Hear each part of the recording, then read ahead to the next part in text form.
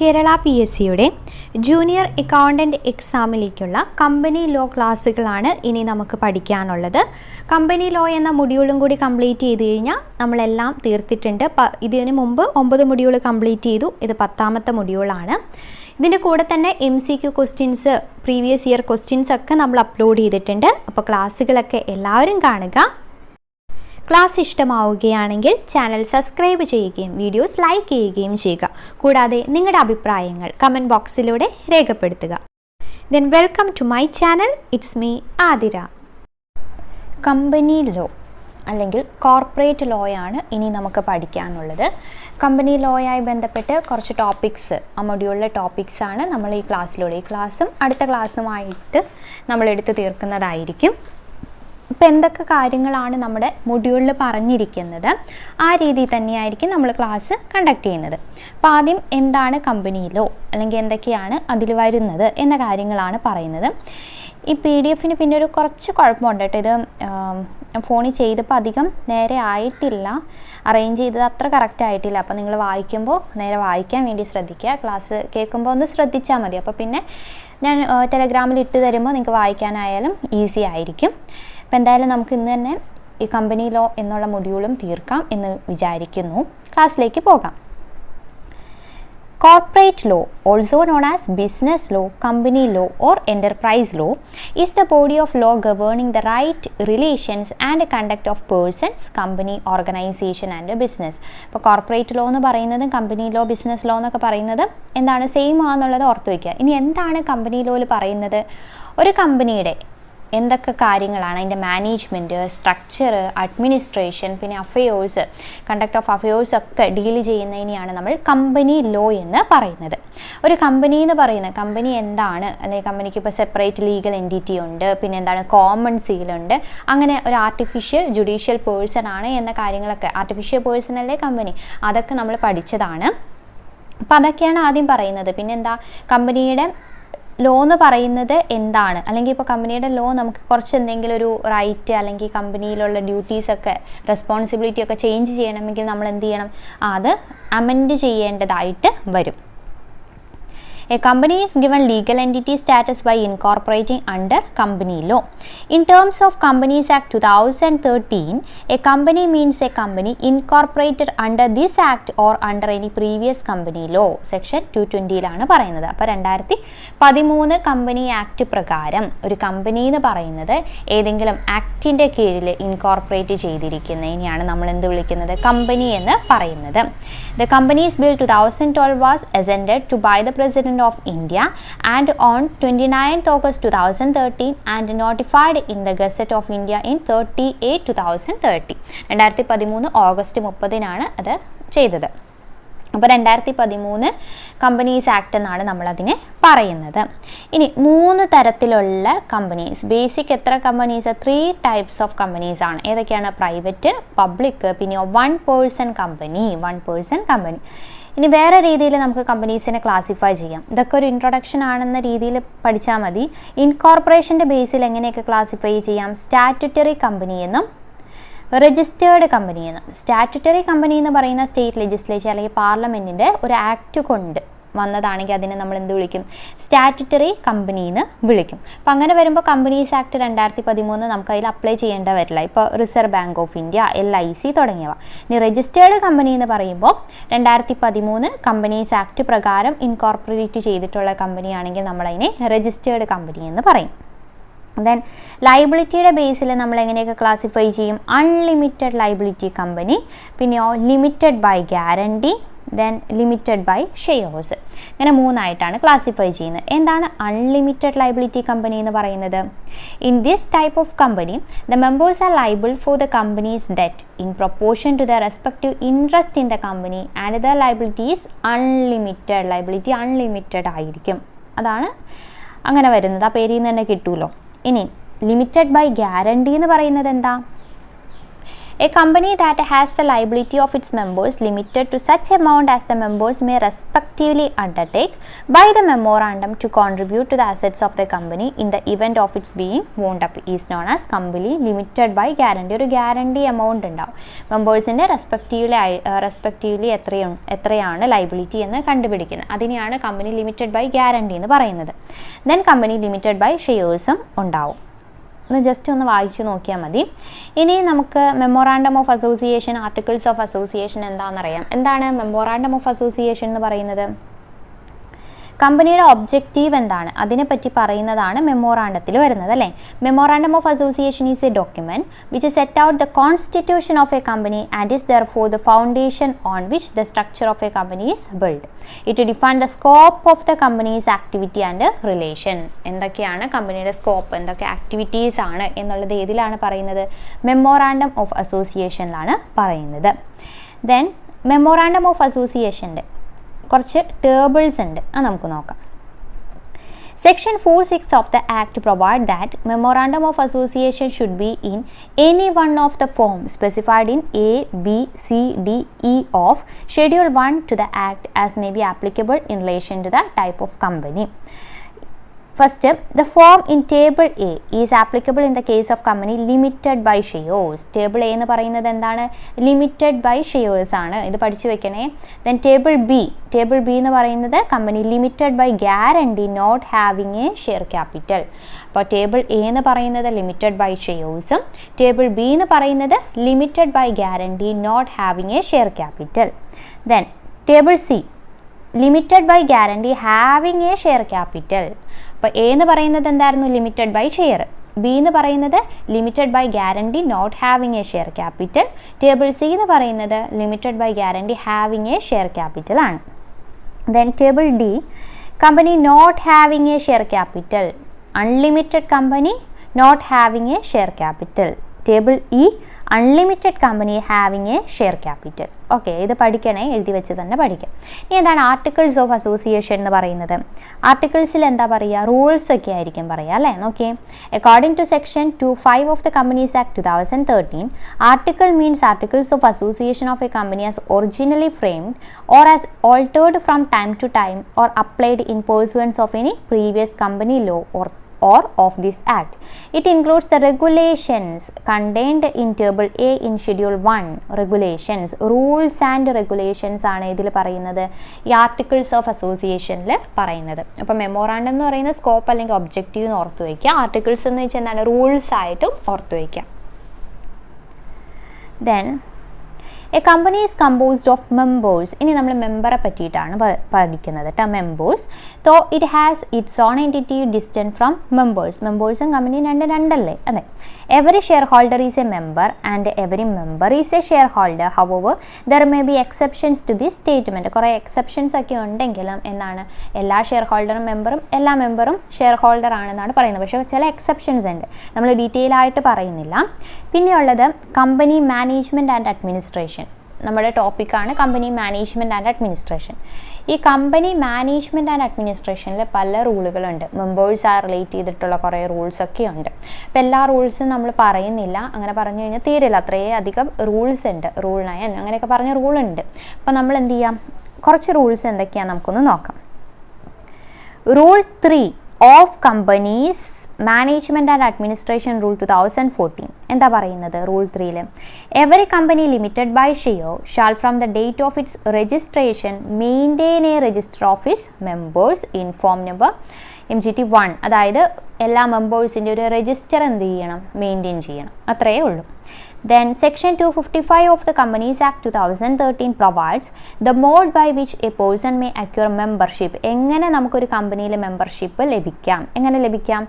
Section 255 പറയുന്നത് by subscribing to the memorandum, by agreeing in writing to become a member, by holding equity share capital. ഇങ്ങനെയൊക്കെ നമുക്ക് എന്ത് ചെയ്യാം? Member ആകാൻ സാധിക്കും.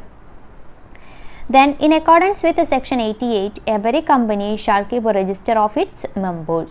The register shall be kept at the registered office of the company, subject to the provisions of Section 94 of the Companies Act. അപ്പോൾ മെമ്പേഴ്സിൻ്റെ എന്ത് വേണം? Register വേണം, സെക്ഷൻ 88 അനുസരിച്ച്. ഇനി അടുത്തത് ആരാണ്? Board of directors. Section 210 of the Companies Act 2013 defined that board of directors or board in relation to a company means the collective body of the directors of the company. കമ്പനിയുടെ ഡയറക്ടേഴ്സിനെ എല്ലാവരെയും കൂടി നമ്മൾ വിളിക്കുന്നതാണ് എന്ത്? ബോർഡ് ഓഫ് ഡയറക്ടേഴ്സ് എന്ന്. The term board of directors means a body duly constituted to direct, control and supervise the affairs of the company. ഒരു കമ്പനിയുടെ affairs supervise ചെയ്യുക, കൺട്രോൾ ചെയ്യുക, ഡയറക്റ്റ് ചെയ്യുക, അതൊക്കെ ആരാണ് ചെയ്യേണ്ടത്? ഈ ബോർഡ് ഓഫ് ഡയറക്ടേഴ്സ് ആണ്. Then minimum or maximum number of directors section 149 പറയുന്നത്. എന്താണ് പറയുന്നത് നോക്കി. Section 149(1) of the Companies Act 2013 requires that every company shall have a minimum number of 3 directors in the case of public company, 2 directors in the case of private company and 1 director in the case of 1-person company. ഇപ്പോൾ public കമ്പനിയിൽ 3 director വേണം, private ആണെങ്കിൽ 2ഉം, 1-person company ആണെങ്കിൽ minimum 1 ഡയറക്ടറുമാണ് വേണ്ടത്.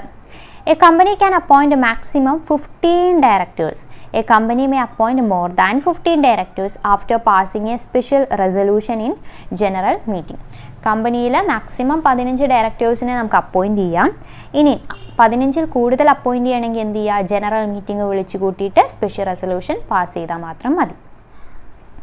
The restriction of maximum number of directors shall not apply to Section 8 companies.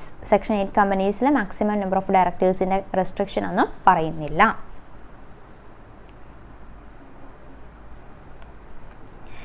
The maximum number of total number of directorship has been fixed at 20 company and the maximum number of public company in which a person can be appointed as a director shall not exceed 10. അപ്പം ഒരു ഡയറക്ടറിന് തന്നെ എത്ര കമ്പനിയിൽ director ആവാം, അല്ലെങ്കിൽ ഒരാൾക്ക് തന്നെ എത്ര കമ്പനിയിൽ ഡയറക്ടർ ആവാം എന്നാണ് പറയുന്നത്. എത്രയാണ്? 20 കമ്പനി വരെ ആവാം. പക്ഷേ ഇൻ കേസ് പബ്ലിക് കമ്പനിയുടെ കേസിലാണെങ്കിൽ അത് മാക്സിമം 10 ആയിരിക്കണം. ഓക്കെ, ഇത്ര മനസ്സിലായി എന്ന് വിശ്വസിക്കുന്നു. പിന്നെ അതിൻ്റെ കൂടെ വേറൊരു കാര്യം, നമ്മൾ ഇൻകം ടാക്സും കൂടാതെ ഏതാണ് ഓഡിറ്റിങ്ങും ചെയ്തപ്പോൾ ചില സെക്ഷൻസൊക്കെ പുതിയതായിട്ടുള്ളത് മാറിപ്പോയിട്ടുണ്ട്. പഴയ ടെക്സ്റ്റ് യൂസ് ചെയ്തുകൊണ്ട് കുറച്ച് സെക്ഷൻസ് മാറിപ്പോയിട്ടുണ്ട്. അപ്പോൾ ആ ക്ലാസ്സുകൾ കാണുമ്പോൾ നിങ്ങൾ കമൻറ്റ് സെക്ഷൻ ഒന്ന് നോക്കുക, കമൻറ്റിൽ എന്തെങ്കിലും പിൻ ചെയ്ത് വച്ചിട്ടുണ്ടോ എന്നുള്ളതൊന്ന് നോക്കുക കേട്ടോ. അപ്പോൾ നമ്മൾ ഇനി MCQ മൊഡ്യൂൾ വൈസ് MCQ ചെയ്യുമ്പോൾ കുറച്ചും കൂടി അത് ശ്രദ്ധിക്കാം, പുതിയത് തന്നെ ചെയ്യാൻ. അപ്പോൾ അങ്ങനത്തെ ഒരു കുഴപ്പം വന്നിട്ടുണ്ട്, നിങ്ങൾ ക്ലാസ്സുകൾ കാണുമ്പോൾ ഒന്ന് ശ്രദ്ധിക്കുക കേട്ടോ. ഫുള്ളായിട്ട് ഇനി നമുക്കത് ചേഞ്ച് ചെയ്യാൻ സാധിക്കില്ലല്ലോ. അപ്പോൾ ക്ലാസ് സെക്ഷൻസ് പറയുന്നത് മാത്രം നിങ്ങളൊന്ന് ശ്രദ്ധിക്കുക, അത് മാറിപ്പോവാതിരിക്കാൻ വേണ്ടി. ഇപ്പോൾ ക്വാളിഫിക്കേഷൻ, ഡിസ്ക്വാളിഫിക്കേഷൻ ഓഫ് ഓഡിറ്ററൊക്കെ പറയുന്നുണ്ടല്ലോ. അപ്പോൾ അങ്ങനത്തെ ക്ലാസ് കാണുമ്പോൾ അതിൻ്റെ കമൻറ്റ് ബോക്സ് ജസ്റ്റ് ഒന്ന് നോക്കുക, അതിൽ പിൻ ചെയ്ത് വച്ചിട്ടുണ്ടോ എന്നുള്ളതൊന്ന് നോക്കുക. ഇനി അല്ലെങ്കിൽ നമ്മൾ MCQ എന്തായാലും ചെയ്യും, മൊഡ്യൂൾ വൈസ് MCQ കമ്പനി ലോയും കൂടി കഴിയുമ്പോൾ മൊഡ്യൂൾ വൈസ് MCQ ചെയ്യുന്നുണ്ട് എല്ലാ ദിവസവും. അപ്പോൾ അത് കാണുമ്പോൾ നമുക്ക് അങ്ങനെയായാലും പഠിക്കാം. അടുത്ത ടോപ്പിക് ഏതാണ്? Appointment of directors section 152. Appointment of directors section 152. First director. The first directors of most of the companies are named in their article. First director ഏതിലുണ്ടാവും? ആർട്ടിക്കിളിലുണ്ടാവും. Regulation 60 of Table F provide that the number of directors and the name of the first director shall be determined in writing by the subscribers of the memorandum or a majority of them. If they are not so named in the articles of a company, then subscribers to the memorandum who are individuals shall be deemed to be the first directors of the company until the directors are duly appointed. അതായത് first ഡയറക്ടറെ നമ്മൾ appoint ചെയ്തില്ലെങ്കിൽ subscribers ആയിരിക്കും ആദ്യ ഡയറക്ടറായിട്ട് നമ്മൾ കാണുന്നത്. Okay, സബ്സ്ക്രൈബേഴ്സിനെ ആയിരിക്കും ആദ്യ ഡയറക്ടറായിട്ട് നമ്മൾ കാണുന്നത്. Then in case of a 1-person company, an individual being a member shall be deemed to be its first director. 1-person കമ്പനിയിലെ ആരാണോ ഈ ഇൻഡിവിജ്വൽ മെമ്പർ ആയിട്ടുള്ള ഇൻഡിവിജ്വൽ, ആ ഇൻഡിവിജ്വലെ നമ്മൾ എന്തായി കാണും? ഫസ്റ്റ് ഡയറക്ടറായിട്ട് കാണും. ഒരു ഡയറക്ടറിനെ അപ്പോയിൻറ്റ് ചെയ്യുന്നവരെ ആ മെമ്പറിനെ നമ്മൾ എന്തായിട്ട് കാണും? ഫസ്റ്റ് ഡയറക്ടറായിട്ട് കാണും. ഇതിനു മുമ്പ് നമ്മൾ പഠിച്ചതാട്ടോ ഫസ്റ്റ് ഡയറക്ടർ ആരാണ്, സബ്സിക്വൻറ്റ് ഡയറക്ടർ ആരാണ്. ഐ തിങ്ക് ഓഡിറ്റിങ്ങിലാണ് അത് പഠിച്ചത്. അപ്പോൾ ആ ക്ലാസ്സുകൾ എല്ലാവരും കാണാം കേട്ടോ, ആരാണ് ഫസ്റ്റ് ഡയറക്ടർ എന്നൊക്കെ മനസ്സിലാവും. Then section 152(1) of the act is applicable to all company whether public or private. 152(1). അപ്പോൾ ഇത് ഏതിലാണ് പറയുന്നത്? 152ലാണ് അപ്പോയിൻമെൻറ്റ് ഓഫ് ഡയറക്ടേഴ്സിനെ പറ്റിയിട്ട് പറയുന്നത്. ഇനി ഡയറക്ടേഴ്സിനെ അപ്പോയിൻറ്റ് ചെയ്യുന്ന സമയത്തുള്ള പ്രൊവിഷൻസ് എന്തൊക്കെയാണ്, എന്തൊക്കെ കാര്യങ്ങളാണ് ശ്രദ്ധിക്കേണ്ടത്? Okay, Except as provided in the Act, every director shall be appointed by the company in general meeting. General meetingilana നമ്മൾ appoint ചെയ്യുന്നത് ആരെ ഡയറക്ടറെ അപ്പോയിന്റ് ചെയ്യുന്നത്. Where any provision contained in the Act requires or specifies any other manner of appointment of director, the appointment may be made in such manner. ഇനി എന്തെങ്കിലും ഒരു ആക്ടിൽ എന്തെങ്കിലും ഒരു പ്രൊവിഷനിൽ പറയുന്നുണ്ട് വേറെ രീതിയിൽ ഡയറക്ടറെ അപ്പോയിന്റ് ചെയ്യുന്ന പറയുന്നുണ്ടെങ്കിൽ നമുക്ക് ആ രീതിയിൽ ചെയ്യാം. അല്ലെങ്കിൽ ജനറൽ മീറ്റിംഗ് കൂടിയിട്ട് വേണം കമ്പനി ഡയറക്ടറെ അപ്പോയിന്റ് ചെയ്യാൻ. Then DIN full form എന്താണ് Director Identification Number. It is compulsory for appointment of director of a company. DIN number compulsory ആണ്. Every person proposed to be appointed as a director shall furnish his director identification number and a declaration that he is not disqualified to become a director under the Act. Disqualification ഒന്നും വന്നിട്ടില്ല എന്ന് ആര് തെളിയിക്കണം? ആ ഒരു declaration ഈ director കൊടുക്കേണ്ടതാണ്. A person appointed as a director shall, on or before the appointment, give his consent to hold the office of director in physical form DIR 2, that is consent to act as a director or consent കൊടുക്കുക. The company shall file form DIR 12, particulars of appointment of director, and KMP along with the form DIR 2 as an attachment within 30 days of the appointment of a director and necessary fee. 30 ദിവസത്തിനുള്ളിൽ company എന്ത് file ചെയ്തിരിക്കണം? particulars of appointment of directors file ചെയ്തിരിക്കണം. Then the consent to act as director and intimation to registrar is not required in case of section 8 company, and our appointment of such director is done by the central or state government as the case may be. The section 8 വരുന്ന companies ആണെങ്കിൽ അവർക്ക് ഇതൊന്നും ആവശ്യമില്ല. അവരെ ആരായിരിക്കും appoint ചെയ്യുന്നത്? Central ഗവൺമെൻറ്റോ അല്ലെങ്കിൽ state ഗവൺമെൻറ്റോ ആയിരിക്കും. അതുകൊണ്ട് ഇങ്ങനത്തെ കാര്യങ്ങളൊന്നും ആവശ്യമില്ല. ഏതാണ്? ഇൻറ്റിമേഷൻ ടു രജിസ്ട്രാർ ഒന്നും ആവശ്യമില്ല. ഓക്കെ, അപ്പോൾ ഫസ്റ്റ് ഡയറക്ടർ. ഇനി appointment of additional director, section 161(1). The board of directors can appoint additional directors if such power is conferred on them by the articles of association. Articles of association പറയുന്നുണ്ടെങ്കിൽ additional ഡയറക്ടറെ appoint ചെയ്യാൻ വേണ്ടിയിട്ട് ആർക്ക് സാധിക്കും? Board of ഡയറക്ടേഴ്സിന് സാധിക്കും. Regulation 66 of Table F authorizes the board to appoint the additional director. ഏതാണ് Regulation 66 of Table F?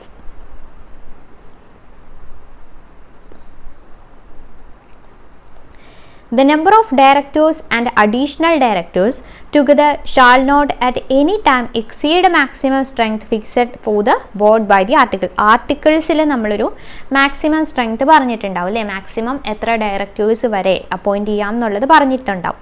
അതിൽ കൂടാൻ പാടില്ല. നമ്പർ ഓഫ് ഡയറക്ടേഴ്സും അഡീഷണൽ ഡയറക്ടേഴ്സും ഒരുമിച്ച് കൂടുമ്പോൾ അതിൽ കൂടാൻ പാടില്ല. Such additional director hold office up to എന്ന് വരെയാണ് അഡീഷണൽ ഡയറക്ടേഴ്സ് ഓഫീസിൽ ഉണ്ടാവുക. Up to the date of next annual general meeting, അല്ലെങ്കിൽ last date on which the annual general meeting should be held. ഏതാണോ ആദ്യം, ഒന്നെങ്കിൽ അടുത്ത ആനുവൽ ജനറൽ മീറ്റിംഗിൻ്റെ ഡേറ്റ് വരെ, അല്ലെങ്കിലോ ആനുവൽ ജനറൽ മീറ്റിംഗിൻ്റെ ലാസ്റ്റ് വരെ. അതിലേതാണോ ആദ്യം വരുന്നത് അവിടം വരെ നമുക്ക് അഡീഷണൽ ഡയറക്ടറിനെ ഹോൾഡ് ചെയ്യാൻ വേണ്ടിയിട്ട് സാധിക്കും. ഇനി appointment of alternative director 161(2). Section 161(2) of the Act empowers the board, if so authorized by its articles or by a resolution passed by the company in general meeting, to appoint a director to act in the absence of original director. 3 മാസത്തിൽ കുറയാതെ absent ആയിക്കഴിഞ്ഞാൽ, period of not less than 3 months കുറയാതെ absent ആയിക്കഴിഞ്ഞാൽ, original director ഇല്ലെങ്കിൽ നമുക്ക് എന്ത് ചെയ്യാം? വേറൊരു ഡയറക്ടറെ അപ്പോയിൻറ്റ് ചെയ്യാം. അതിനെയാണ് നമ്മൾ ഓൾട്ടർനേറ്റ് ഡയറക്ടർ എന്ന് പറയുന്നത്. അത് ആർട്ടിക്കിൾസിലോ അല്ലെങ്കിൽ റെസൊല്യൂഷനിലോ പറഞ്ഞിട്ടുണ്ടാവണം. ഓക്കെ, ഇപ്പം ഫസ്റ്റ് ഡയറക്ടർ, ഓൾട്ടർനേറ്റീവ് ഡയറക്ടർ ഒക്കെ നമ്മൾ പഠിച്ചു. ഇനി എന്തൊക്കെയാണ് ഡയറക്ടേഴ്സിൻ്റെ ഡ്യൂട്ടി?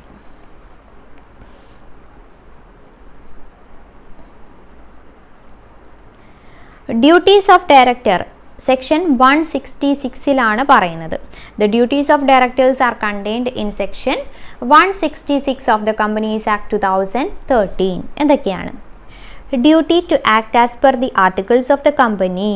എന്താണോ കമ്പനി ആർട്ടിക്കിൾസിൽ പറഞ്ഞിരിക്കുന്നത് അതേ രീതിയിൽ വേണം ഡയറക്ടർ ആക്ട് ചെയ്യാൻ.